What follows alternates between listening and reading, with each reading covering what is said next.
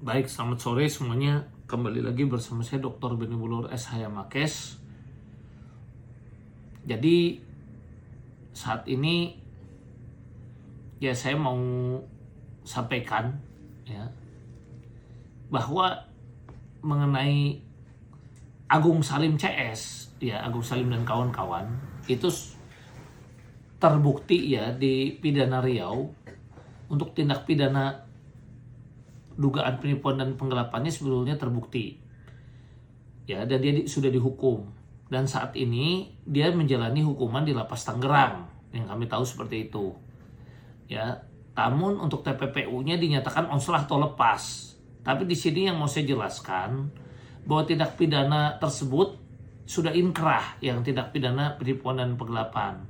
Nah, tapi itu kan dilaporkan oleh para nasabah atau lokus delikti yang kejadiannya, tempat kejadian perkaranya dia di Pekanbaru.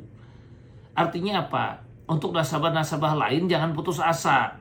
Kalau kebetulan Anda lokus deliktinya atau tempat kejadian perkaranya terjadi di Bandung, Anda bisa melaporkan di Polda Bandung.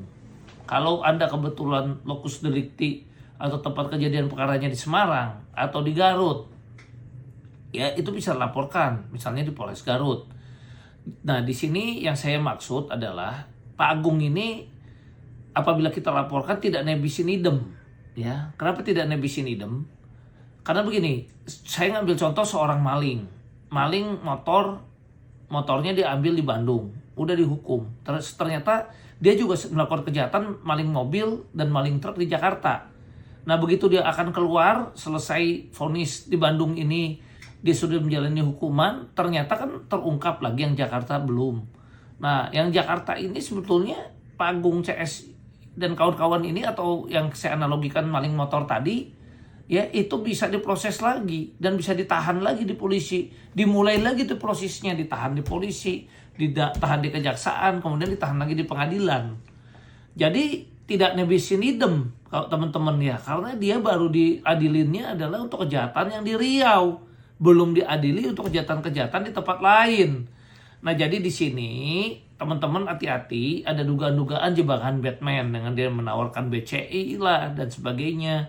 Karena mungkin dia mau melakukan upaya hukum supaya pidana ini dia mau coba ulik-ulik. Kalau teman-teman mau dengan kesepakatan-kesepakatan lain dari dia dan sebagainya, itu kan bisa saja dia mau mencoba memperdatakan, kan begitu.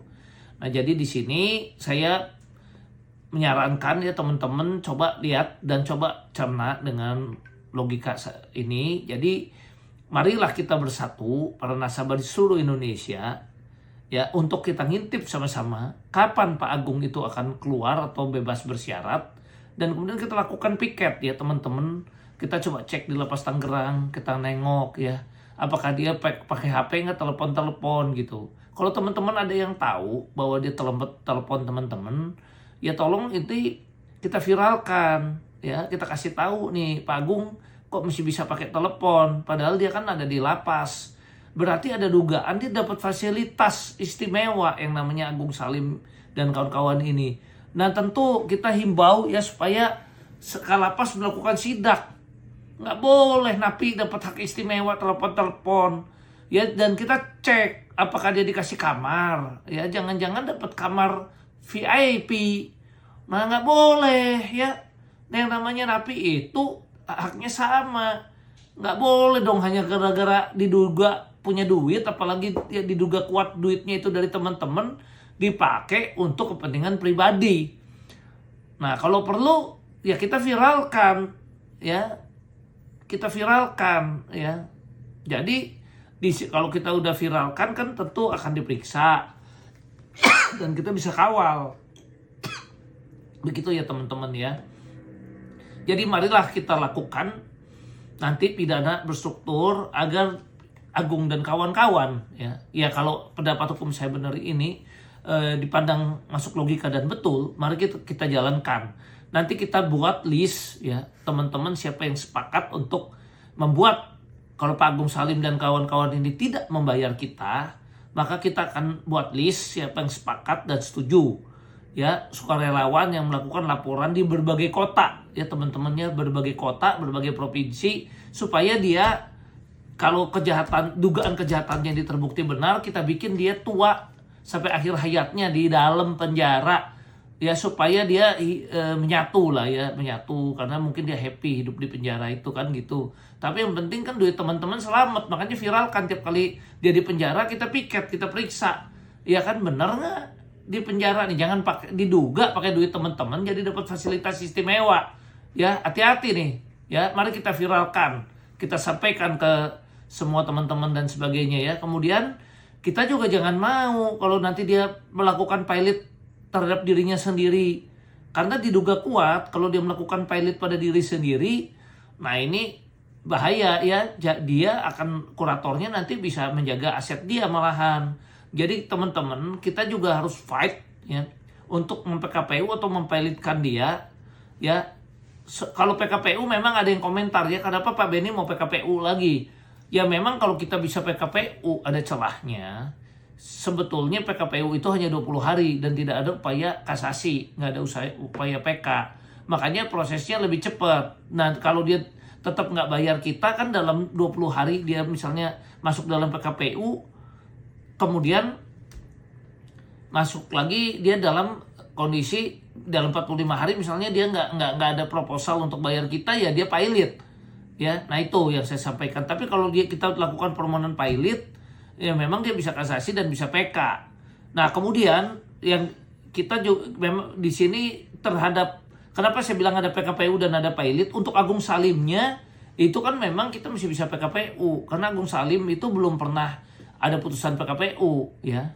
Tapi kalau untuk PT-nya Tiara dan Wahana memang sebaiknya kita langsung permohonan pilot ya, atau pembatalan homologasi karena sudah pernah PKPU.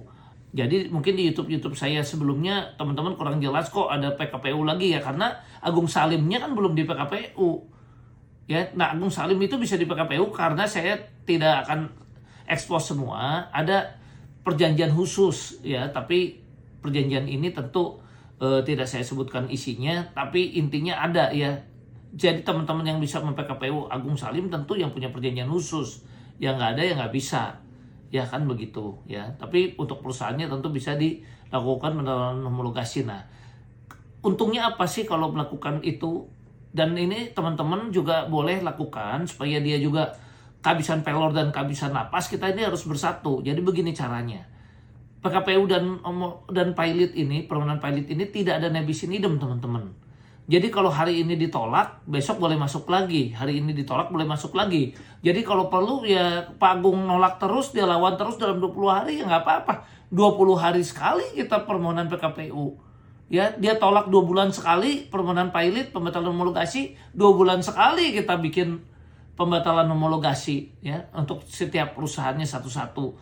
Supaya apa? Supaya dia terus-terusan aja dia nyewa lawyer ya kalau nggak mau beresin kita, kan begitu. Ya, jadi kita bikin strategi ini adalah gabungan antara pidana dengan perdata. Secara pidana kita bikin dia tua di penjara supaya tiap kali mau keluar masuk lagi, tiap kali mau keluar masuk lagi.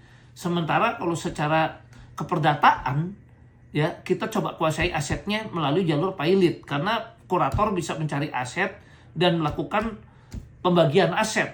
Jadi misalnya kurator ketemu nih aset-aset Tiara dengan Wahana, kita berhasil pembatalan homologasi ya.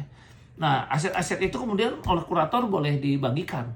Kemudian kurator menemukan ada aliran dana yang lari ke Agung CS, ke anaknya Pak Agung atau ke Bakti misalnya, contoh. Ya diduga kuat, kita nggak tuduh ya, diduga kuat misalnya ada ya, di audit segala. Ya itu kurator bisa lewat gugatan lain-lain dalam 60 hari mohon supaya aset-aset yang seharusnya milik Budel Pilot ini kembali masuk kepada Budel Pilot. Dan kemudian apabila sudah disahkan ya bisa dibagikan lagi. Begitu seterusnya. Makanya menurut saya cara yang paling cepat dan efektif untuk pengembalian dana kepada para korban melalui jalur pilot. Ya, karena cepat prosesnya. Cuma 2 bulan, 60 hari. Ya, kalau pilot. Tapi kalau proses pidana kan bertahun-tahun. Tapi untuk menghukum si pelaku supaya tua di penjara dengan cara tadi, daerah Bandung laporin, daerah Jakarta laporin, daerah Garut laporin. Nah, jadi nanti dia dihukum dulu nanti dengan proses pidana Garut. Mau keluar, masuk lagi, kita proses yang pidana Jakarta. Dia mau keluar, nanti proses lagi pidana yang Semarang. Mudah-mudahan dari sekian banyak laporan, ada juga TPPU-nya yang berhasil juga kita buktikan. Dan kalau itu berhasil, artinya apa? Cuci uangnya terkabulkan, artinya itu dalam ancaman hukumannya maksimal 20 tahun, teman-teman dia. Nah, jadi silahkan. Jadi kalau Pak Agung Salim masih melawan kita dan dia tidak mau bayar, tidak mau selesaikan kepada kita, maka jurus ini saya pikir dapat teman-teman cermati dan amati. Apakah setuju dengan cara ini? Yang setuju, mari kita bersatu lakukan fight all out melawan Pak Agung Salim CS dan kawan-kawan dari Vikasa Group. Sekian dan terima kasih.